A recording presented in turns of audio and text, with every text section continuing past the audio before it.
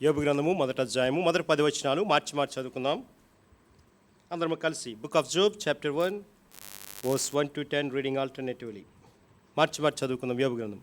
ఊజు దేశమందు యోబు అనే మనుషుడును, అతడు యథార్థవర్తనుడు, న్యాయవంతుడు, దేవుని భయభక్తి కలిగి చెడుతను విసర్జించిన వాడు. అతను 7,000 గొర్రెలను, 3,000 ఒంటెలను, 500 ఎడ్లను, 500 ఆడగాడిదలు కలిగి బహుమంది పనివారు అతనికి ఆస్తిగా ఉండను కనుక తూర్పు దిక్కున జనులందరూ అతడే గొప్పవాడుగా ఉండెను.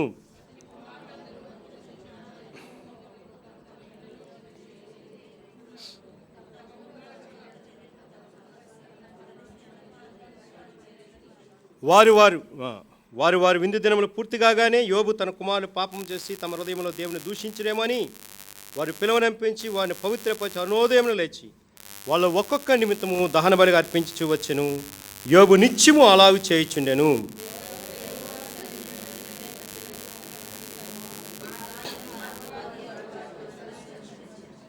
యెహోవా, నువ్వు ఎక్కడి నుండి వచ్చినవని వాడిని అడగ అపవాది, భూమి మీద ఇటు అటు తిరుగుచు అందులో సంచరించి వచ్చితనని యెహోవాకు ప్రత్యుత్తరం ఇచ్చెను.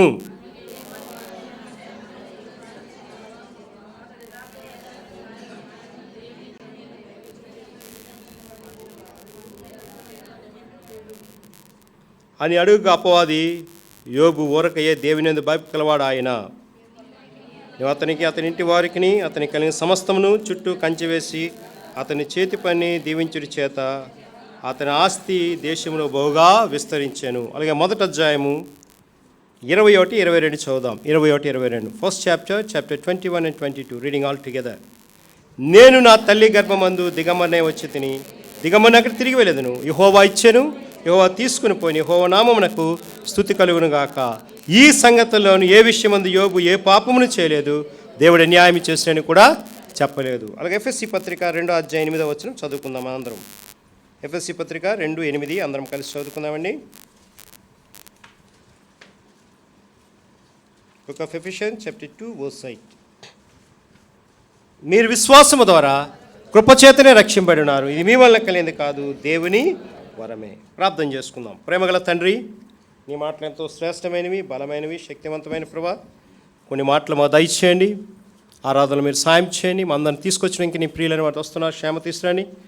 నీ యొక్క దాసుని ప్రయోజకమైన దాసుని మీరే బలపరిచి కృప చూపించండి, సాయం చేయండి. మందరితో మాట్లాడండి. వాక్యమైన దేవా, speak lord. 1 Samuel chapter 3 verse 10. నువ్వు మాట్లాడే దేవుడిగా ఉన్నావు, నువ్వు బలపరిచే దేవుడిగా ఉన్నావు, నువ్వు రక్షించే దేవుడిగా ఉన్నావు, నువ్వు కృప చూపించే దేవుడిగా ఉన్నావు, నువ్వు అన్నీ ఇచ్చే దేవుడిగా ఉన్నావు, మా సమస్యలు తీసే దేవుడిగా ఉన్నావు, మమ్మల్ని ఆరాధన సిద్ధపరిచే దేవుడిగా ఉన్నావు, మా యొక్క వాక్యమును నెరవేర్చే దేవుడిగా ఉన్నావు, మా కార్యములు నెరవేర్చే దేవుడిగా ఉన్నావు, మా పనులు నెరవేర్చే దేవుడిగా ఉన్నావు, అన్ని విషయాల్లో సాయం చేసే దేవుడిగా ఉన్నావు. దాన్ని బట్టి వందనాలు స్తోత్రాలు చెల్లిస్తున్నాను తండ్రి. ఇచ్చిన సమయం కొరకు వందనాలు చెల్లిస్తూ యేసు ప్రభువు ప్రశస్తమైన నామమున స్తుతించి ప్రార్థించి వేడుకున్నాము తండ్రి, ఆమేన్. క్రీస్తునందు ప్రియమైన వారు మీ అందరికీ వందనాలు. యేసు ప్రభు నామమున. Praise Lord all of you. Okay, ఎందుకు చెప్తారు చెప్పండి? హైదరాబాద్లోని ఏ సేవకుడు వచ్చినా హైదరాబాద్ చర్చిలో చెప్తారండి. నేను వెళ్ళిన ప్రతి సంఘంలో కూడా ముందు ప్రైజ్ లార్డ్ చెప్పాలి. అంటే వాళ్ళు ఒక ఉత్తేజపరచాలట.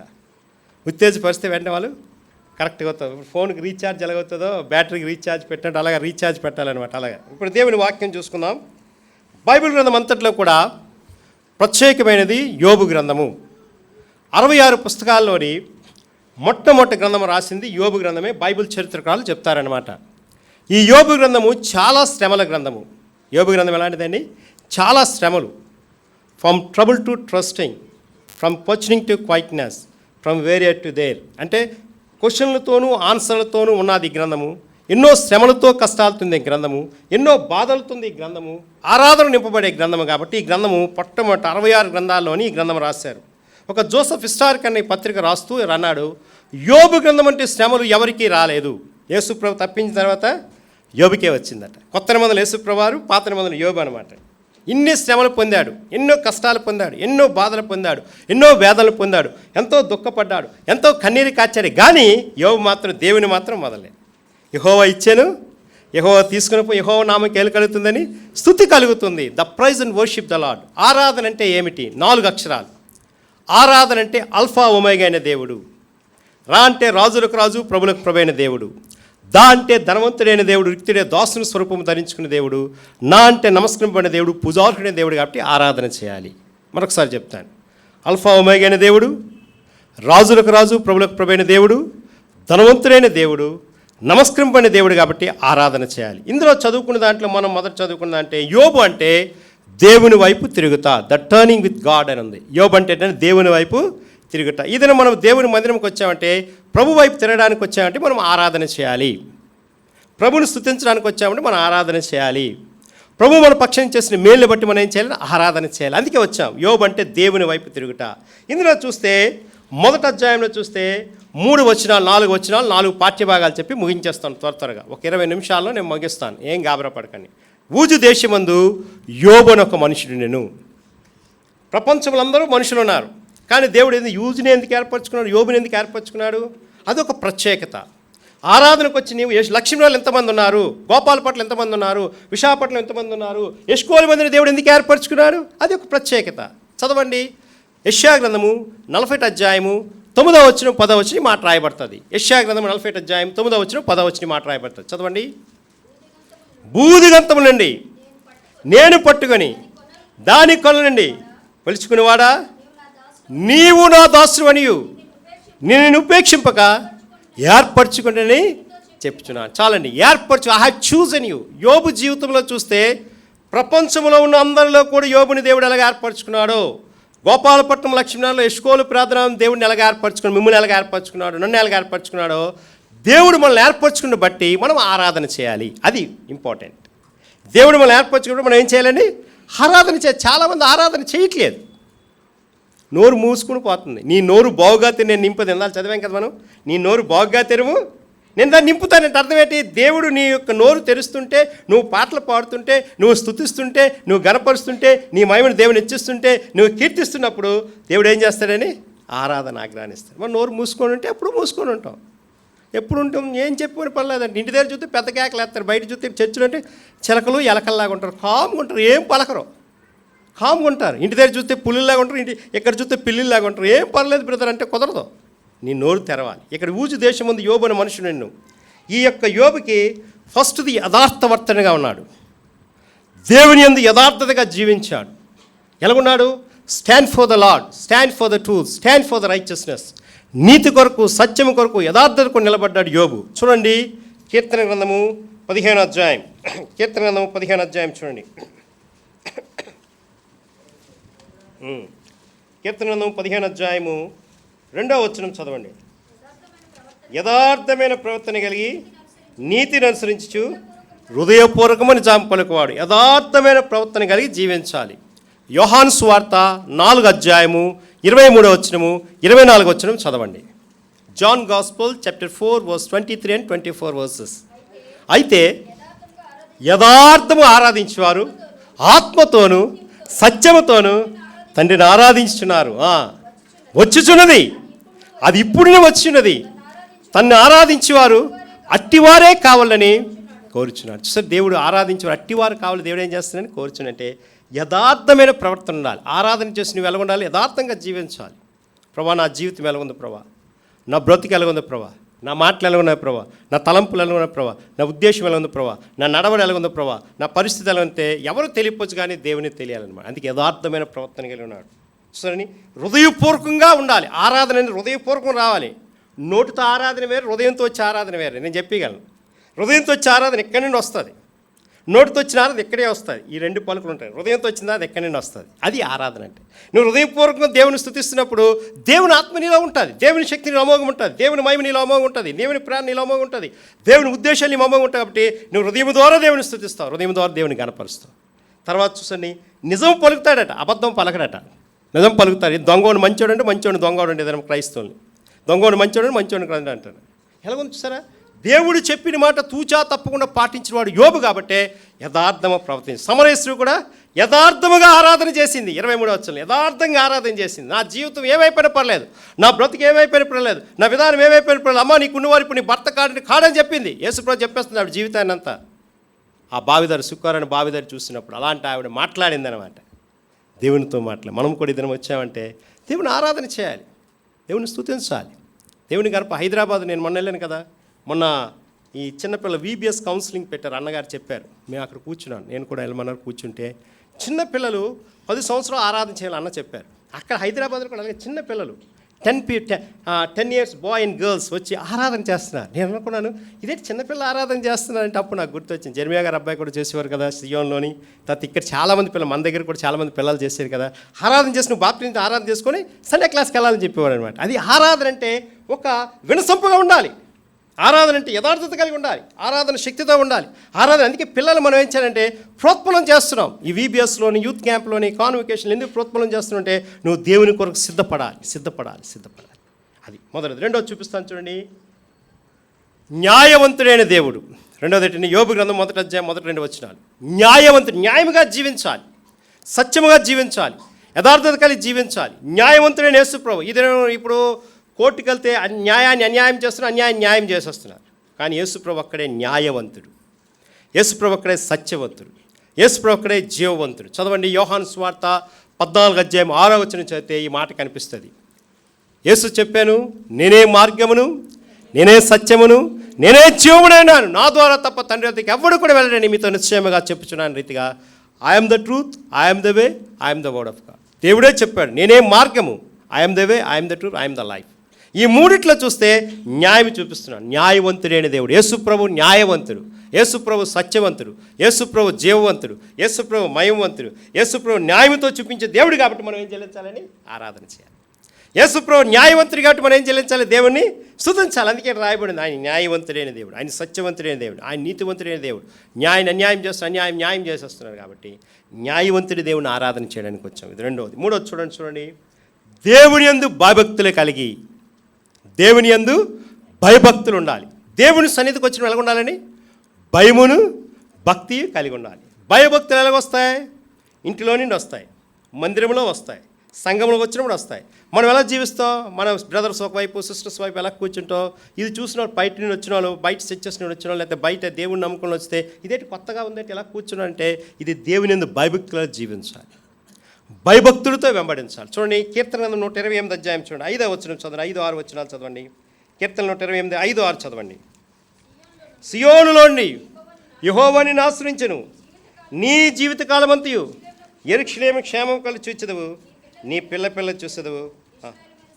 సమాధానం. 4వ వచనం చదవమ్మా. 4వ వచనం, యెహోవా యందు భయభక్తులు వాడు. దేవుని యందు ఎలా ఉండాలండి? భయభక్తులతో ఉండాలి. దేవుని మందిరంకి వచ్చిన మనం ఎలా ఉండాలని? భయభక్తులతో ఉండాలి. చిన్నపిల్ల మొదలుకొని పెద్దవారు, వృద్ధుడి వరకు కూడా ఎలా ఉండాలని? దేవుని భయం మనలో ఉండాలి, దేవుని మనసు మనలో ఉండాలి, దేవుని శక్తి మనలో ఉండాలి. ఒకరోజు ఇలా హెబ్రోన్లోనే ఒక పెద్ద దైవజనుడు వెళ్తున్నాడు. ఒక దైవజనుడు వెళ్తున్నప్పుడు సిస్టర్ గారు వచ్చి చెప్తూ కొట్టింది, ఆవిడ పేరు చెప్పను.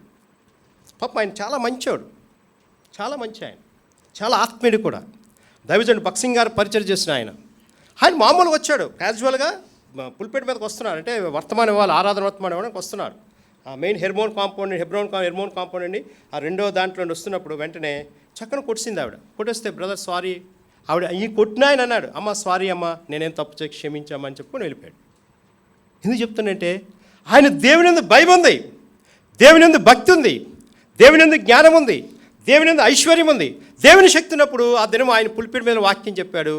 దేవుని యందు భయభక్తులు వచ్చినప్పుడు ఎన్నో కష్టాలు వస్తాయి, ఎన్నో శ్రమలు వస్తాయి, ఎన్నో వేదనలు వస్తాయి. పుల్పిడి మీద చెప్పాడు ఆయన ఆ దైవజనుడు, ఎన్నో కష్టాలు వస్తాయి, ఎన్నో వేదనలు వస్తాయి. మనకు భయం ఉండాలి, మనకు భక్తి ఉండాలి. అది ఆరాధన. దేవునిలోని ఉన్నప్పుడు ఫీర్ రావాలి, దేవుని చూడగానే ఫీర్ రావాలి. దేవుడు ఉంటే నీలోని, దేవుని యొక్క ఆత్మ నీలో ఉన్నప్పుడు ఫీర్ రావాలి, అది భయపడాలి. ఎవరు వచ్చినా చర్చిలోకి ఒకప్పుడు హెబ్రోన్ వచ్చినప్పుడు భయపడేవారు. అమ్మో దైవజనుడి దగ్గరికి వస్తున్నావా, అమ్మో ఆ సంఘానికి వెళ్తే అగ్గిరా అనేవారు, అగ్గి అనేవారు అనమాట. ఇప్పుడు అలా ఉంది పరిస్థితి, అగ్గి అనేవారు అనమాట. అమ్మ ముట్టుకుంటే అగ్గి, ప్రార్థన చేస్తే అగ్గి. ఆత్మల ఉద్యమం వచ్చేదట, ఆత్మల ఉద్యమం వచ్చింది. దేవుని యందు భయభక్తులు రావాలి. నువ్వు దేవుని యందు భయభక్తులు వస్తే నువ్వు ఏ పరిస్థితులున్నా, ఏ కష్టములున్నా, ఏ శ్రమలున్నా, ఎన్ని శోధనలు వచ్చినా, ఎన్ని వేదనలు వచ్చినా, ఎన్ని దుఃఖాలు వచ్చినా, ఎంత వేదనైనా సరే దేవుని నువ్వు విడవో ఎడబాయి. అది దేవుని యందు భయభక్తి. యోబు తన జీవితంలోని ఎన్నో కష్టాలు పడ్డాడు, కానీ దేవుని మాత్రం మర్చిపోయి ఆఖరి తన భార్య కూడా ఏటయ్యా దేవుడు దేవుడు దేవుడు దేవుడు అంటావేటయ్యా, నీకు చింత లేదా, నీకు బాధ లేదా, నీకు వేదన లేదా, నీకు శ్రమ లేదంటే మూర్ఖురాని మాట్లాడి నీవు మాట్లాడదన్నాడు అనమాట. సరే మన సహోదరులు కూడా చాలామంది ఏంటి దేవుడు రోజు నువ్వు ఎప్పుడు సంచేసుకుని వెళ్ళిపోతున్నావు, బైబిల్ పెట్టుకుని వెళ్ళిపోతున్నావు, మా పరిస్థితి చూడబెట్టి అంటారనమాట. అలా వదిలేయడమే. నువ్వు నా పని చేయి, నేను నీ పని చేస్తానంటాడు దేవుడు. నువ్వు నా పని చేయి, చెప్పండి నేను నీ పని చేస్తానంట. అందుకే ఇక్కడ యోబు జీవితంలో చూస్తే చాలా శ్రమల గ్రంథం ఈ గ్రంథము, చాలా వేదన గ్రంథం ఈ గ్రంథము, చాలా దుఃఖకరమైన ఈ గ్రంథము, చాలా సంతోషకరమైన ఈ గ్రంథము. నా విమోచకుడు సజీవుడు, నా విమోచకుడు సజీవుడు అని చెప్తున్నాడు యోబు. తర్వాత చూడండి, చెడుతనమును విసర్జించినవాడు. చెడుతనాన్ని విసర్జించాడు యోబు. తన జీవితంలోని ఏదున్నా సరే ఉదయకాలం వచ్చి ప్రభు సన్నిధికి వెళ్ళి ఏం చేసేవాడని చెడుతనాన్ని విసర్జించాడు. మన జీవితంలో కూడా ఈ మాట వలన, తలంపు వలన, ఉద్దేశం వలన, క్రియ వలన, నడవడం వలన, చూపుల వలన, పరిస్థితి వలన, ఈ లోక యాటిట్యూడ్ బట్టి మనం పడిపోతుంటాం. ఎవరు నీతిమంతులు కాదు. చదవండి, రోమీలకు రాసిన పత్రిక 3వ అధ్యాయము 7వ వచనం 8వ వచనం చదవండి. ఈ మాట కనిపిస్తుంది. రోమీలకు రాసిన పత్రిక, దేవునికి మహిమ కలిగినట్లు 11వ వచనం, క్షమించండి సిస్టర్, 11 వర్సెస్ 3 చాప్టర్ వర్స్ 11. నీతిమంతులు లేడు, ఒక్కడును లేడు, గ్రహించువాడు ఎవడు లేడు, దేవుని వెతుకువాడు ఎవడు లేడు, అందరూ త్రోవ తప్పి ఏకముగా ఎలాగున్నారండి, పనికిమాలవారు, ఏకముగా పనికిమాలవారు అయిపోయారట. అందరూ త్రోవ తప్పారు, ఏకముగా పనికిమాలవారు అయిపోయారు. అలాంటి ఆయన మేలు చేయవాడు ఒక్కడు కూడా లేడని. ఎలాగున్నారు? మేలు చేయవాడు ఒక్కడు కూడా, అందరూ కీడు చేస్తుంటారు, అందరూ కీడు చేస్తున్నారు, మేలు చేసేవాడు ఎక్కడు కూడా లేడనమాట. కానీ యేసుప్రభు అక్కడే సత్యవంతుడు, న్యాయవంతుడు, జ్ఞానవంతుడు, నీతివంతుడు, అమోఘవంతుడు కాబట్టి ఆయన చెడుతనాన్ని విసర్జించాడు. యేసుప్రభులో పాపము లేదు, పాపము చేయలేదు, పాపం ఎరగలేదు. చదవండి, 1 పేతురు పత్రిక 2వ అధ్యాయము, 1 Peter chapter 2 verse 20 and 21 and 22. పేతురు రాసిన మొదటి పత్రిక 2వ అధ్యాయము 21వ వచనం 24వ వచనం చదివితే ఈ మాట కనిపిస్తుంది. 22వ వచనం, కరెక్ట్ 22వ వచనం చదవండి చాలు. ఆయన పాపము చేయలేదు, ఆయన నోటని ఏ కపటమును లేదు, ఆయన దూషింపబడి బదులు దూషింపలేదు, ఆయన శ్రమ పట్టబడి బెదిరింపక న్యాయముగా నడుచుకొనొచ్చు, తీర్పు తీర్చి దేవుని తను తాను ఏం చేశాడండి, అప్పగించు. ఏం చేశాడు చూసారా? ఆయన పాపము చేయలేదు, ఆయన నోట ఏ కపటము లేదు, ఆయన దూషించి బదులు దూషింపలేదు, ఆయన శ్రమపడలేదు, దేవుడు తను తానే అర్పించుకున్నాడు. అంటే చెడుతనము లేనివాడుగా జీవించాడు యేసుప్రభు. మన జీవితంలో కూడా పాత నిబంధనల యోబు కూడా చెడుతనాన్ని విసర్జించాడు. మన జీవితంలో కూడా మనం ఆరాధనకు వచ్చిన మనం ఇది నువ్వు నేను కూడా, ప్రభు నా జీవితాన్ని నీ కొరకు అంగీకారం ఉందా, నా బ్రతుకు నీ కొరకు అంగీకారం ఉందా, నా మాటలు నీ కొరకు అంగీకారం ఉందా, తలంపు నీ కొరకు అంగీకారం ఉందా, నా నడవడి నీ కొరకు అంగీకారం ఉందా, నా చేష్టలు నీ కొరకు అంగీకారం ఉంటే దేవుడు ఎంతో సహాయం చేస్తాడు. రోమీలకు రాసిన పత్రిక 12వ అధ్యాయం 1వ వచనం 2వ వచనం చదవండి. Book of Romans chapter 12 verse 1 and 2 చదవండి. రోమీలకు రాసిన పత్రిక 12వ అధ్యాయం 1వ వచనం 2వ వచనం చదివి మాట కనిపిస్తుంది. కాబట్టి సహోదరులారా, పరిశుద్ధమును దేవునికి అనుకూలమునైన సజీవ యాగముగా మీ శరీరమును ఆయన సమర్పించుకోండి, దేవుని వాత్సల్యం బట్టి మిమ్మల్ని బ్రతిమాలు కొనిచున్నాను. ఇట్టి సేవ మీకు యుక్తమైనదే. మీరు ఈ లోక మర్యాదను అనుసరింపక ఉత్తమమును అనుకూలమును సంపూర్ణమైన దేవుని చిత్తం మీద పరీక్షించి తెలుసుకొని మీ మనసు మారి రూపాంతరం ఏం చేయాలండి, పొందాలంట. మనసు మారాలి, రూపాంతరం పొందితేనే that's like a wonderful thing. ఆ మనసు నీలో మారితే నీకేమొస్తుందండి, ఏమొస్తుంది? రక్షణ వస్తుంది, మారు మనసు వస్తుంది, బాప్టిజం చేసుకుంటావు, ప్రభుని ఆరాధన చేస్తుంది. అందుకే రాయబడింది మనసు మారాలి, మారాలి, మారాలి, మనసు మారాలి. మారిన మనసు దేవునికి పాట పాడడం కాదు, అందరూ పాటలు పాడుతారు, కానీ హృదయం మారాలి. హృదయం మారకపోతే, జీవితం మారకపోతే, బ్రతుకు మారకపోతే, విధానం మారకపోతే, యాటిట్యూడ్ మారకపోతే, ఏం మారకపోతే పరలోకానికి వెళ్ళలేము, ఎక్కడే ఉండిపోతాం. నేనైనా మీరైనా ఎవరైనా సరే పరలోకం వెళ్ళాలంటే మన జీవితం ప్రభు కొరకు అంగీకారంగా ఉండాలి, మన బ్రతుకు ప్రభు కొరకు అంగీకారం, మన మాటలు ప్రభు కొరకు అంగీకారం. అందుకే ఇక్కడ చెప్పాడు, యోబు జీవితంలో చూస్తే ఇన్ని శ్రమలు పొందిన ఒక్కడనే తప్పించుకుని వచ్చాడు. ఆఖరికి 7 కుమార్తెలు 3 కూతుళ్ళు 10 మంది కొన్ని క్షణాల్లో చచ్చిపోయారు. చూస్తారని, కొన్ని క్షణాల్లోనే వితిన్ సెకండ్స్లో చనిపోయారు. ఇలాంటి శ్రమ మనకు వస్తే మనం ఏమంటాం, ఈ రక్షణ గారు ఎంత తప్పు చేయకపోతే ఎంతమంది చచ్చిపోతారా అంటారు. అందుకే నా పేరు చెప్తాను, మీ పేరు మీరు నన్ను కొడతారు, నా పేరు చెప్తాను. రక్షణ గారు ఎంత తప్పు చేయకపోతే, ఇంత పాపం చేయకపోతే, ఇంత అవిధేయ చేయకపోతే, ఇంత అక్రమం చేయకపోతే ఇలా చచ్చిపోతారా? యోబు జీవితంలో చూసారా?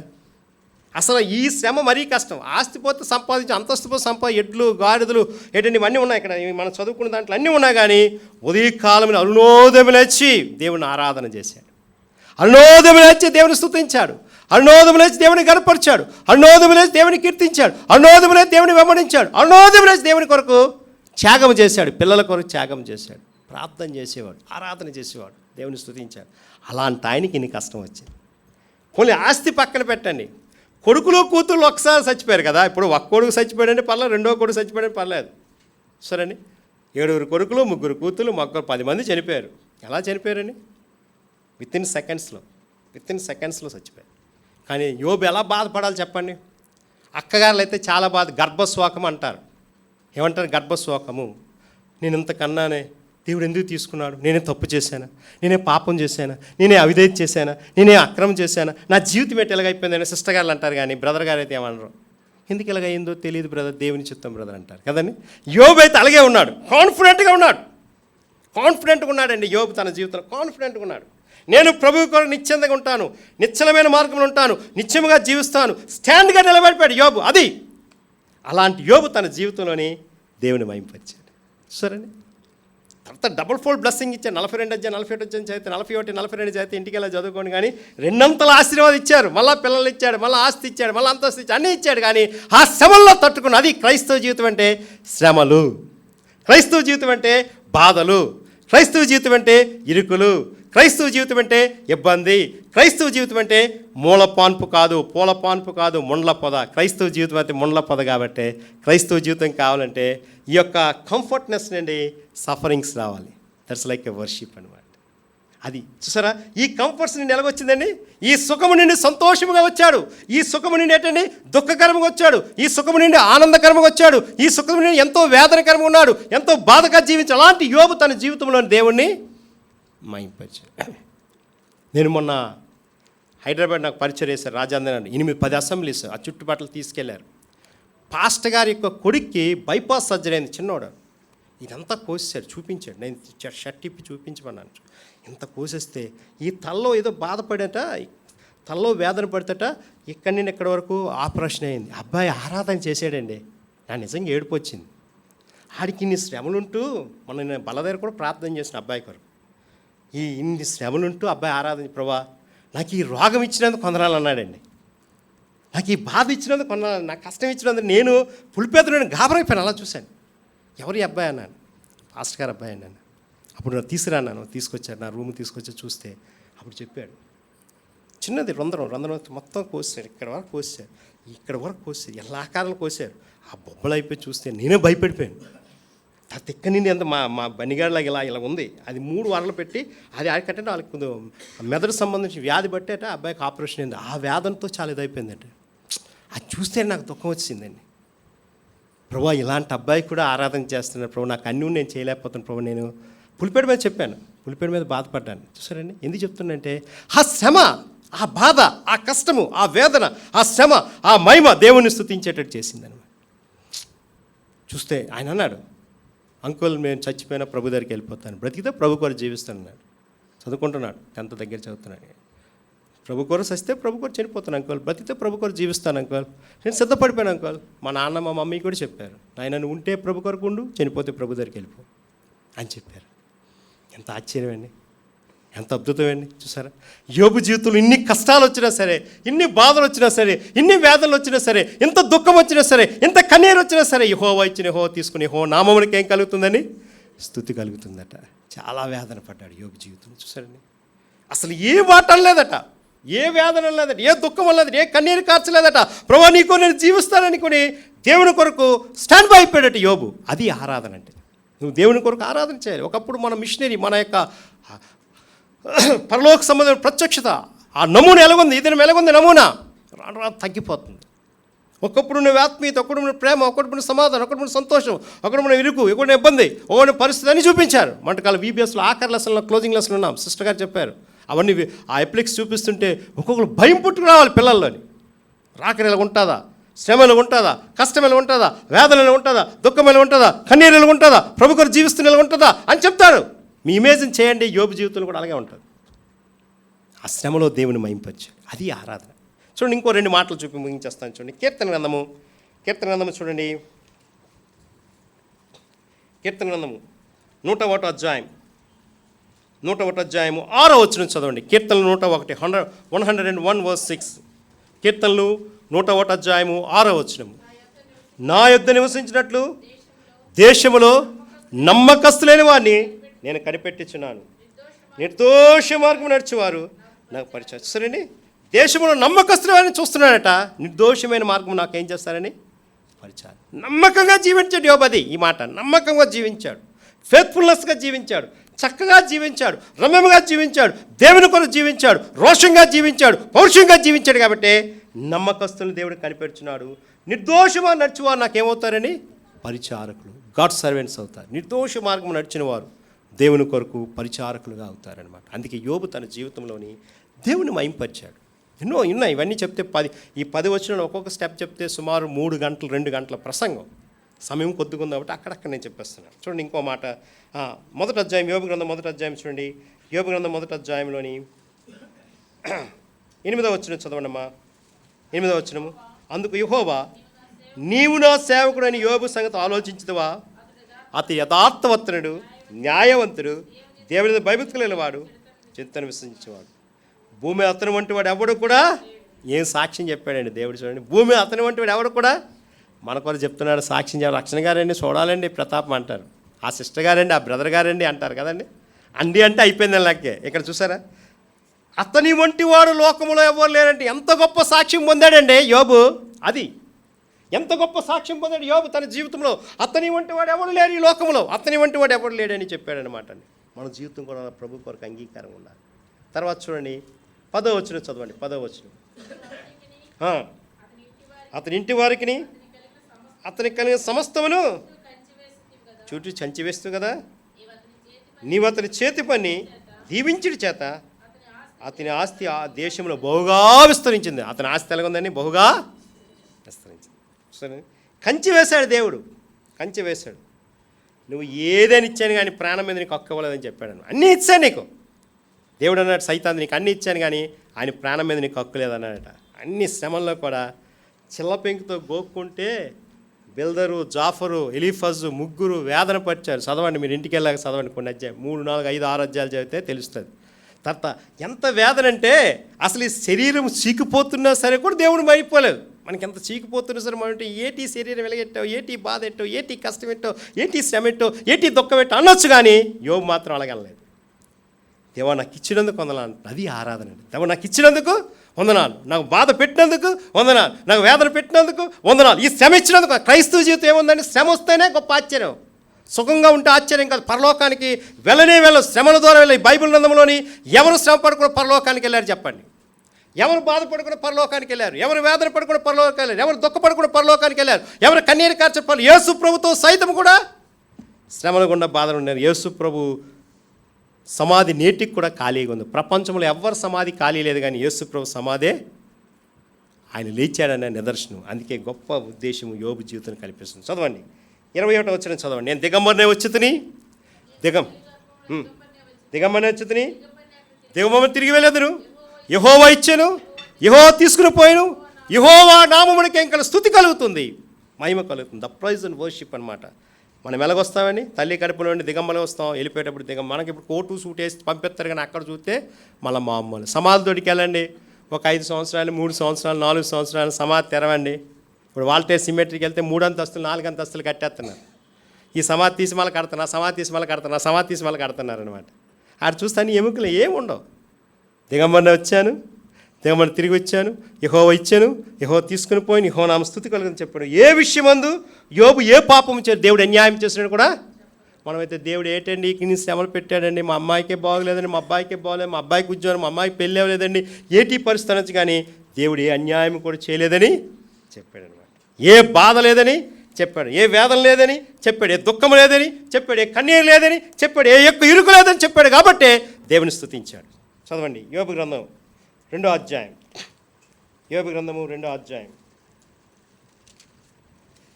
యోబు గ్రంథము 2వ అధ్యాయం చూడండి 9వ వచనం చదవండి. 2:9 చివరగా ఇంకో 2 మాటలు. భార్య వచ్చి చూడండి, తన భార్య అంటుంది, ఇంకా యథార్థ వదలకుందివా, దేవుని దూషించి మరణము కమ్మని చెప్పగానే అందుకతడు మూర్ఖురాలు మాట్లాడినట్టు నీవు మాట్లాడుచున్నావే. మనం ఎలాగొంటే మనం దేవుని వల్ల మేలు అనిపించున్నావు కదా, కీడును మేము అనుభవింపత కదా అని ఈ సంగతి విషయమందు అసలు నోటి మాటతో కూడా పాపం చేయలేదా. మూర్ఖురాలు మాటలు నువ్వు మాట్లాడద్దని చెప్పి దేవుడు మేలిస్తే మంచిది కాదు, కీడిస్తే తప్పేముంది అంటున్నాడు. అది దేవుని స్తుతించాడు, దేవుని గణపరిచాడు. అది ఆరాధన అంటే. నీ జీవితంలో దేవుని స్తుతించేటట్టు, దేవుని గణపరిచేటట్టు, దేవుని ఆరాధన చేసేటట్టు, దేవుని హెచ్చరిక చేస్తే దేవుడు తప్పకుండా సహాయం చేస్తాడు. అందుకే విశ్వాసము ద్వారా కృపచేతనే రక్షింపబడిన మీ వల్ల కలిగింది కాదు, దేవుని వరమే. ద గిఫ్ట్ ఆఫ్ గాడ్, దేవుని వరమే. విశ్వాసము ద్వారా కృపచేతనే రక్షింపబడింది మీ వల్ల కలిగిన దేవుని వరమే. జాక్ పున్నన్ గారు తన జీవితంలో బక్సింగ్ గారి దగ్గరకు వచ్చినప్పుడట ప్రతి ఆదివారం దేవుని స్తుతించేవాడట. అంత నేవల్ కమాండర్ ఆఫీసర్ ఆయన, వాళ్ళ ఆవిడ డాక్టర్ అమ్మ గారు. అంత ఆయన కూడా ఆయన చెప్పేవాడు ఏంటంటే, నేను దేవుని మందిరాన్ని విడవను, నేను దేవుని మందిరాన్ని మర్చిపోను, దేవుని మందిరాన్ని వెళ్ళకుండా ఉండలేను. ఎబ్రోను కంపల్సరీ 66వ సంవత్సరం నుండి 70, 88 సంవత్సరం, 80వ సంవత్సరం వరకు ఆయన బక్సింగ్ గారితో తిరిగిన సంగతిలో చెప్పినప్పుడు నేను దేవుని మందిరాన్ని విడవనని చెప్పాడట. విడవకుండా తర్వాత ఆయన ప్రత్యేకం వెళ్ళినా సరే మందిరం యొక్క అనుభవాన్ని నేర్పించాడట. తర్వాత 95వ కీర్తన 7వ వచనం చదవండి. విశ్వాసంలో రక్షణ ఉంది, విశ్వాసంలో శక్తి ఉంది, విశ్వాసవాక్కు దేవుని మహింపొస్తుంది. రండి నమస్కారం చేసి సాయలిపడదము, మనం సృష్టించిన యెహోవా సన్నిధిని మోకరించదము, మీరు నేను మన అంగీకరించి నేను అంత మేలు. దేవుని నమస్కారం చేస్తే ఆరాధన యోగ్యుడిగా ఉంటాడు. మొదటి దినవృత్తాంతం 16వ అధ్యాయం 29వ వచనము చదవండి. మొదటి దినవృత్తాంతం 16వ అధ్యాయం 29వ వచనము. పరిశుద్ధమైన అలంకారాలు ధరించుకొని ఆయన ఎదుట సాగిలపడాలి. పరిశుద్ధమైన అలంకారం నీళ్ళుంటే దేవుని ఎదుట సాగిలపడతావు. యోహాను సువార్త 4:24 వచ్చితే దేవుడు ఆత్మ కనుక ఆయన ఆరాధించేవారు ఆత్మతోనూ సత్యముతోనూ ఆరాధన చేస్తారు. కాబట్టి మన జీవితంలో యోబు లాంటి శ్రమలు వచ్చినా ప్రభు కొని నిలబడాలి, యోబు లాంటి కష్టాలు వచ్చినా ప్రభు కొని నిలబడాలి, యోబు లాంటి ఇరుకులు వచ్చినా ప్రభు కొని నిలబడాలి, యోబు లాంటి ఇబ్బందులు వచ్చినా ప్రభు కొని నిలబడాలి, యోబు లాంటి శ్రమలు వచ్చినా ప్రభు కొని. అది ఆరాధన అంటే. ఎన్ని శ్రమలు వచ్చినా సరే పరలోక రాజ్యం నిరీక్షణ కలిగి ఎంత మనం భక్తి చేసి పరలోకం గెలకపోతే ఏం ప్రయోజనం చెప్పండి? రక్షణ పొంది మారు మనసు పొంది బాప్తిని తీసుకుని ఆత్మీయ 80, 90, 100 సంవత్సరాలు ఆత్మీయంగా ఎరిగి కూడా దేవుని రాజ్యం కలిపితే వ్యర్థుడు అంటారనమాట. అందుకే దేవుని ఆత్మ అంటుంది, నువ్వు పరలోకంకి వెళ్ళాలంటే ఇన్ని శ్రమలు వచ్చినా దేవుని కొరకు చూడాలి. చాలామంది శ్రమలు పొందారు, చూపించడానికి సమయం లేదు, టైం అయిపోతుంది కాబట్టి. ఎన్నో శ్రమలు ఎంతోమంది పొందారు దేవుని రాజ్యం కొరకు. హెబ్రీ పత్రిక 11 విశ్వాస వీరులు పట్టిక చేస్తే వారిని విశ్వాసం మనకన్న విశ్వాసం కూడా తేడా ఏంటో గుర్తెరుగుతుంది అనమాట. అందుకే దేవుడు మనల్ని స్తుతించాడు కాబట్టి మనం ఆరాధన చేద్దాం. దేవుని మహిమ, దేవుడి మాటలు దీవించి ఆశ్రయించి బలపరచునుగా.